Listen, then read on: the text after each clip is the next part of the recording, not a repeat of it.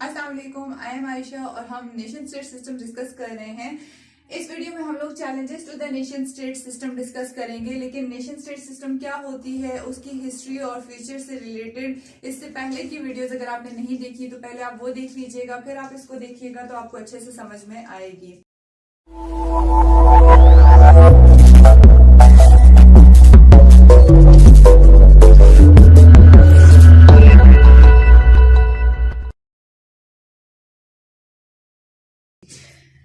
तो देखते हैं कि नेशन स्टेट सिस्टम को चैलेंजेस क्या क्या फेस करने पड़े। अब देखें, नेशन स्टेट सिस्टम के जो एलिमेंट्स थे, sovereignty, territorial integrity, freedom and justice, non intervention वगैरह, उन सब को अगर वायोलेट किया गया किसी ना किसी तरीके से, या फिर कुछ डेवलपमेंट्स ऐसी हुई जिसकी वजह से उन प्रिंसिपल्स पे एक्ट ना हो सका उस तरह से, तो फिर वो चैलेंजेस बन गए ना नेशन स्टेट सिस्टम के लिए। तो हम देखते हैं कि वो चैलेंजेस क्या क्या थे और कौन सी ऐसी डेवलपमेंट्स हुई जिसकी वजह से वो चैलेंजेस फेस करने पड़े नेशन स्टेट सिस्टम को। तो सबसे पहला चैलेंज जो नेशन स्टेट सिस्टम को फेस करना पड़ा वो था बिकॉज ऑफ ग्लोबलाइजेशन। मैं यहां पे एक चीज लिख देती हूं, नेशनलिज्म, और मैं इससे आपको समझाने की कोशिश करती हूं। देखें, जब ग्लोबलाइजेशन हुई, ग्लोबलाइजेशन क्या है? Integration of markets, integration of economies, politically भी स्टेट्स का एक दूसरे के करीब आ जाना, वो जो डिस्टेंसेस थे उनका खत्म हो जाना, वर्चुअली सबका कनेक्ट हो जाना, टेक्नोलॉजिकल ब्रेक थ्रू हो जाना, ये सब ग्लोबलाइजेशन है ना। ठीक है, अब जैसे जैसे ग्लोबलाइजेशन होती चली गई, तो अभी हम लोगों ने पिछली वीडियो में जब फीचर्स डिस्कस किए थे तो उसमें हम लोगों ने नेशन स्टेट सिस्टम का एक फीचर डिस्कस किया था, नेशनलिज्म। अब देखिए, जब हम लोगों ने नेशनलिज्म को डिस्कस किया था, और ये इंटरनेशनल पॉलिटिकल कम्युनिटी के भी दो एलिमेंट्स हैं, ठीक है। तो नेशनलिज्म में हमने वो सारी की सारी बातें देखी थी कि जो एक नेशन और एक स्टेट की बस आपस की ही बाउंड्रीज की हद तक बात होती है, ठीक है। तो जब नेशनलिज्म हम लोगों ने देखा था तो नेशनलिज्म हम लोगों को ग्लोबलाइजेशन से कुछ ऑपोजिट नहीं नजर आ रहा था कि नेशनलिज्म में कंफाइंड बाउंड्रीज है, नेशन और स्टेट एक दूसरे के लिए राइट्स और ड्यूटीज को ओबे कर रही हैं, लेकिन वो बाहर की किसी भी फोर्स को इंटरवीन नहीं करने दे रही हैं। As far as globalisation is concern, तो ग्लोबलाइजेशन तो ये कहती है कि बाउंड्रीज को खोल दो, मार्केट्स को पॉलिटिकली और टेक्नोलॉजिकली इंटीग्रेट होने दो सब स्टेट्स को आपस में। तो ये दोनों एक दूसरे के 180 डिग्रीज ऑपोजिट हैं। ये चीज जब हम आगे इंटरनेशनल पॉलिटिकल कम्युनिटी में डिस्कस करेंगे तब भी आपको पता चल जाएगा कि नेशनलिज्म और globalisation are totally contrary to each other, ठीक है, एक दूसरे के 180 डिग्रीज ऑपोजिट हैं ये। तो जब ग्लोबलाइजेशन होने लगी तो फिर ये एक चैलेंज बन गया नेशन स्टेट सिस्टम के लिए, क्योंकि वो नेशन स्टेट सिस्टम का वो जो टेरिटोरियल इंटेग्रिटी वाला प्रिंसिपल था और सॉवरेंटी, नॉन इंटरवेंशन वाला प्रिंसिपल था, वो तो वायलेट होना शुरू हो गया ना, क्योंकि मार्केट्स पेनिट्रेट करना शुरू हो गई, एक स्टेट की मार्केट्स दूसरी स्टेट में, politically penetration, technologically penetration start हो गई कि टेक्नोलॉजिकली अगर देखा जाए तो आप अगर एक स्टेट की बाउंड्री को क्रॉस नहीं कर रहे तो भी वर्चुअली आप उस स्टेट में प्रेजेंट हो।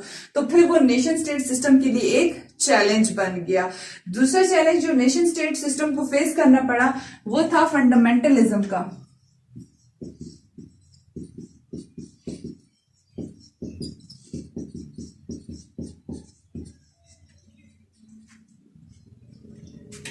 फंडामेंटलिज्म एक चैलेंज कैसे बना? देखें, ग्लोबल नॉर्थ जो जिसकी हम लोगों ने पहले भी बात की थी, जितना भी ग्लोबल नॉर्थ था वर्ल्ड का, सबसे ज्यादा फेवर ग्लोबलाइजेशन ग्लोबल नॉर्थ को कर रही थी, और फिर ग्लोबल नॉर्थ ने ग्लोबल साउथ की कंट्रीज को ये कहना शुरू कर दिया कि आप ह्यूमैनिटेरियन राइट्स को ऑब्जर्व करें, आप लोगों के स्टैंडर्ड्स को रेज करने की कोशिश करें, और इस तरह की बहुत सारी बातें जो कि हम लोगों ने पहले भी डिस्कस किया कि एक नेशन स्टेट अपने वो डिसीजंस खुद लेती है, लेकिन बाहर से अगर स्टेट्स वो कहना शुरू कर दें कि आप अपने डिसीजंस इस तरह से लें तो वो नेशन स्टेट की सॉवरेंटी को वायलेट करता है। तो इसी तरह से होना शुरू हो गया। बदले में क्या हुआ? फंडामेंटलिज्म राइज कर गया। फंडामेंटलिज्म राइज कैसे कर गया? नेशन स्टेट सिस्टम जिस प्रिंसिपल पे बनी थी वो था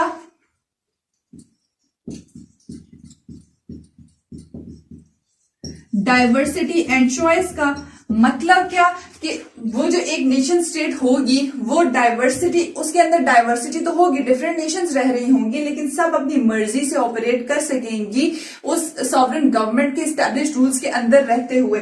लेकिन वो जो डाइवर्सिटी और चॉइस है वो चीज खत्म होने लगी और लोग फंडामेंटलिज्म की तरफ जाने लगे, खासतौर पर रिलीजियस फंडामेंटलिज्म की तरफ जाने लगे। और इसकी वजह से एक चीज और जिसने राइज किया वो था एथनोसेंट्रिज्म।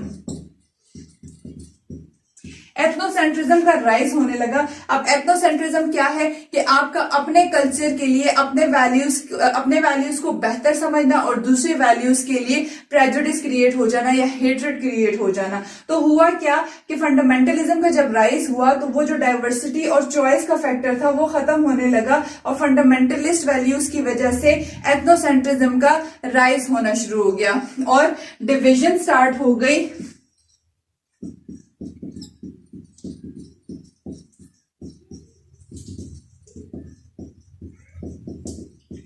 एक नेशन स्टेट के अंदर रिलीजियस लाइंस के ऊपर जो डिफरेंट नेशंस रहती थी उनका डिवीजन स्टार्ट हो गया। तो ऑफ कोर्स ये जो प्रिंसिपल था डाइवर्सिटी और चॉइस का ये वायलेट होना शुरू हो गया। तो फिर फंडामेंटलिज्म एक बहुत बड़ा चैलेंज बन के उभरा नेशन स्टेट सिस्टम के लिए। नेक्स्ट जो चैलेंज फेस करना पड़ा नेशन स्टेट सिस्टम को वो था सेपरेटिज्म। सेपरेटिज्म की दो रीजंस हो सकती हैं, या वो इकोनॉमिक बेसिस पे हो सकता है या वो रिलीजियस बेसिस पे हो सकता है। सेपरेटिज्म क्या है कि एक नेशन स्टेट के अंदर कोई सेपरेटिस्ट ग्रुप उठ खड़ा हो, चाहे वो एथनिक ग्रुप हो या चाहे वो रिलीजियस ग्रुप हो या चाहे वो ऐसा ग्रुप हो जो ये कह रहा हो कि हम लोगों को उतनी इकोनॉमिक फैसिलिटीज नहीं मिल रही जितनी एक स्टेट को हमें देनी चाहिए, और फिर वो मूवमेंट स्टार्ट कर दें कि हम लोगों को सेपरेट कर दें फ्रॉम द नेशन और हम लोगों को अलग से स्टेट बनाकर दे दें। तो ये सेपरेटिज्म होता है। जब सेपरेटिस्ट मूवमेंट्स किसी नेशन स्टेट सिस्टम के अंदर राइज करती हैं तो वो उस नेशन स्टेट सिस्टम के लिए बहुत बड़ा चैलेंज बन जाती हैं। Next challenge nation state system के लिए था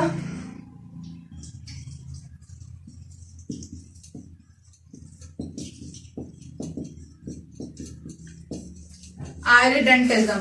कॉजेज ऑफ वॉर में भी आयरडेंटिज्म को डिस्कस करेंगे। वॉर की एक कॉज बनता है आयरडेंटिज्म, यानी कि हिस्टोरिकल क्लेम होना किसी नेबरिंग नेशन का किसी नेशन के ऊपर, या फिर जरूरी नहीं है कि वो नेबरिंग नेशन भी हो, किसी नेशन का आपकी स्टेट के ऊपर क्लेम होना, हिस्टोरिकल क्लेम होना कि ये एरिया हमारा है, टेरिटरी के ऊपर क्लेम होना, ठीक है, उसको कहते हैं आयरडेंटिज्म। अब आयरडेंटिज्म बिल्कुल एक चैलेंज है नेशन स्टेट सिस्टम के लिए। वो कैसे कि आयरडेंटिज्म की वजह से वो स्टेट की जो टेरिटोरियल इंटेग्रिटी होती है वो खत्म हो जाती है, क्योंकि स्टेट को तो टेरिटोरियल इंटेग्रिटी हासिल है ना नेशन स्टेट सिस्टम के अकॉर्डिंग कि वो स्टेट जितनी भी टेरिटरी एक्वायर किए हुए है वो सारी की सारी टेरिटरी उस स्टेट की है। तो जब कोई बाहर की स्टेट उसके ऊपर क्लेम करती है तो वो टेरिटोरियल इंटेग्रिटी वायलेट हो रही होती है। So irredentism is also a challenge to the nation state system. अगला जो चैलेंज नेशन स्टेट सिस्टम को फेस करना पड़ा वो था बाल्कनाइजेशन का।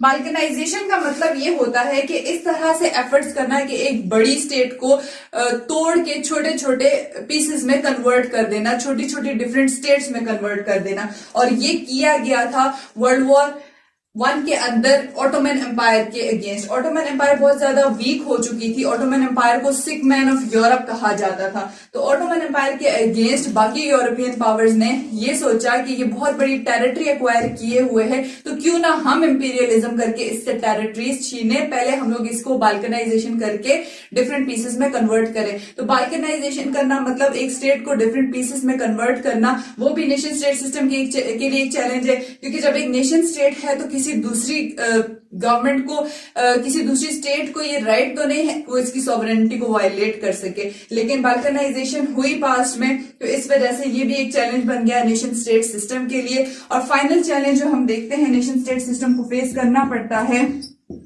वो है नॉन स्टेट एक्टर्स का।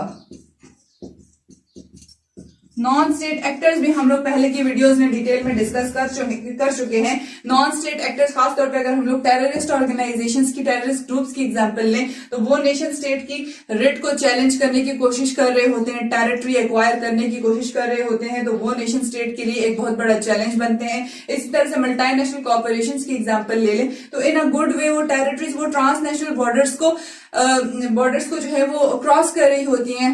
तो वो क्या होता है फिर कि वो भी एक चैलेंज है नेशन स्टेट सिस्टम के लिए, क्योंकि नेशन स्टेट सिस्टम का तो प्रिंसिपल ये है ना कि टेरिटोरियल इंटेग्रिटी होगी, कोई दूसरा आपकी टेरिटरी के अंदर नहीं आ सकता। लेकिन इसी तरह से जितने भी नॉन स्टेट एक्टर्स हैं, फिर अगर हम लोग एग्जांपल ले लें प्रेशर ग्रुप्स की, तो प्रेशर ग्रुप्स भी एक नेशन स्टेट के डिसीजंस को इन्फ्लुएंस करने की कोशिश कर रहे होते हैं। हालांकि नेशन स्टेट तो सॉवरेन है अपने डिसीजंस लेने के लिए, तो फिर नॉन स्टेट एक्टर्स भी एक चैलेंज बनते हैं नेशन स्टेट सिस्टम के लिए। तो अभी हमारा नेशन स्टेट सिस्टम का सारा टॉपिक कंप्लीट हो चुका है।